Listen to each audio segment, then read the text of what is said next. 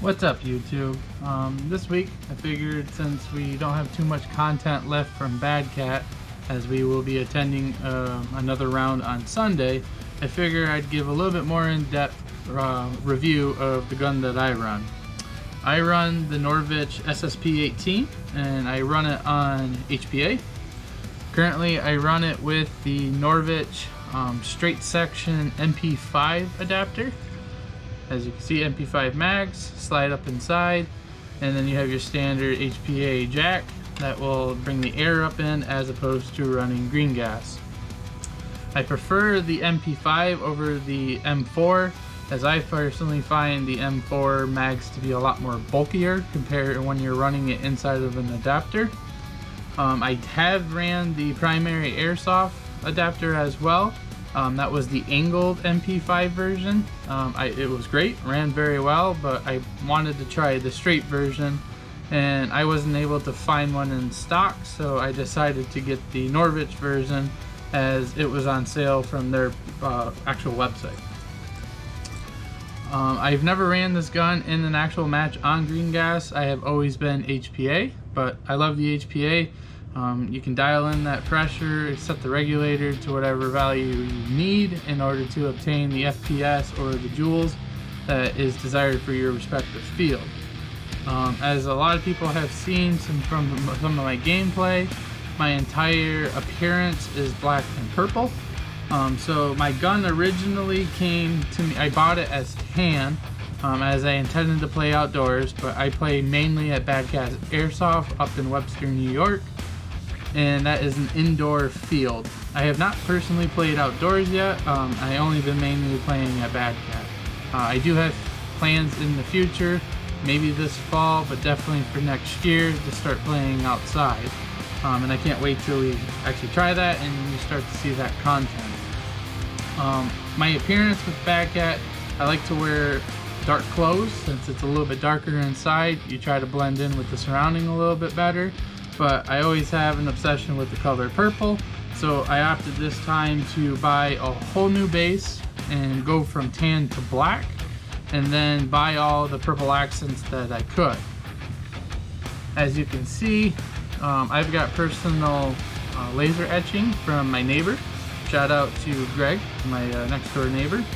He's got a laser and he's going to be starting up his own business, but he has put my name, well, my individual name for the team, as well as our team name on the side of the gun. Super cool, adds a lot of personality to it. Oh, they're locked up. There we go. Pop that apart. It's a standard Glock setup, Glock 18. I have found that the recoil on here was not moving quick enough. And with some research, I found if you space out the spring, it will allow the recoil to pop back faster. I opted to do, rather than go buy one, I know you can buy spacers, I literally cut the cap of a marker down, color purple, to match. But it was perfect fitting on here, and it fits perfectly right on the flange, to where I was able to get the spacing just good enough to what I need, and it allows this thing to recoil a lot faster. As you can see, I opted to run a purple outer barrel. The original one that comes stock is black, but I love the subtle accents for the gun with the purple against the black. I also run on the end a Blaster C, obviously in purple. This is just a thread protector that I got off of Amazon, but when I actually run the match, pop that off and I run the Blaster C. I have a few different tracers. I got two purples, and I also have a brighter C that I run inside of the suppressor. But I have not really ran that in a match yet. I love the purple Blaster C, sets the whole gun off perfectly. Internally in the gun, since I run HPA, I opted to go with the upgraded hammer unit that will allow for better handling with the constant pressure from air as opposed to green gas. Obviously when you run green gas, the pressure will die over time, whereas HPA will stay constant until eventually when the tank runs out, which is, for me, I run a 50 cubic inch 4500 psi tank, and I can get 2 full events, potentially 3 at Bad Cat, which I usually play 6-7 matches throughout the day, but I can usually get about 3 days worth before I have to fill the tank back up.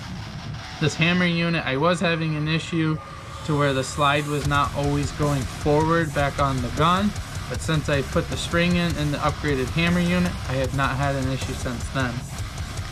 And then one of the other big beauties that I added to it was the purple speed trigger. So there is a set screw for me to adjust to take out as much of the backlash as I need. Currently the screw fell out on me as I didn't have any thread locker, so I have it out for the moment, but eventually I will put it back in to give the adjustment so then I could take as much recoil out as I possibly can. One of the other final details is I added the purple magwell. It adds just a nice accent for the adapter. So you can see that nice subtle purple on here, and I feel it just makes the gun pop out overall. The actual rebuild of this gun wasn't too bad. I had to take a full disassembly in order to put the purple parts in. Novritsch has perfect videos on their website to aid you through this, which is spectacular. It took me a lot longer. I think their videos are about a half an hour. It took me a little over an hour to do it. I was struggling big time with the spring that holds in the trigger, and I also struggled with the dowel pin that goes all the way through that holds the slide and the trigger in place. But this is what I call Old Faithful. I run this at all events at Bad Cat so far. I do own a M4 as well. I got that super cheap from local people that we know. It is the Game Face Ripcord. It's not very popular, it's a subdivision of Crossman. Not everyone's a fan of Crossman, but that gun has served me well for how much I paid for it and how much I put in for the adjustments and attachments. But it was a perfect starting gun, and I let a lot of people borrow it. But I ran 1 or 2 events with that, and ever since then I've been on the pistol, and I love the pistol for indoors. It's perfect. So moving forward, as I had discussed in the update, you will start to see we will be posting on Tuesdays and Thursdays, moving forward from all our events that we usually do on Sundays. We will sprinkle in Nerf events as well as the Airsoft events, as we have a Nerf event coming up on September 1st, which is the free event for adults at one of our local churches. If you love everything that you've seen so far, I would love to see some feedback on YouTube, comments, whatever, things you'd like to see changed, different intel that you would like to know. We're open to all suggestions since we're a brand new channel. I appreciate all of the love that we've gotten on videos so far, and hope you have a good day.